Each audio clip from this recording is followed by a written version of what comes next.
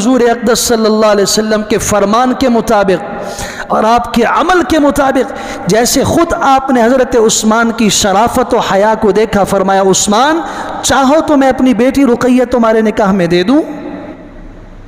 میں اللہ کے رسول صلی اللہ علیہ وسلم اس سے بڑھ کر خوش بختی کیا ہوگی؟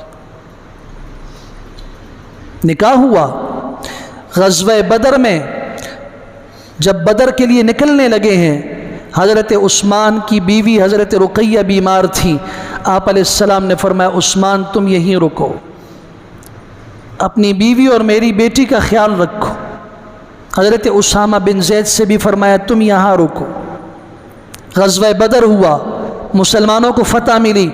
جس دن خوشی سے ایک آدمی دوڑتا ہوا، حضرت اسامہ فرماتے ہیں مدینہ منورہ کی گلیوں میں نے شور سنا، باہر نکلا تو دیکھتا ہوں ایک آدمی کہہ رہا ہے اللہ اکبر۔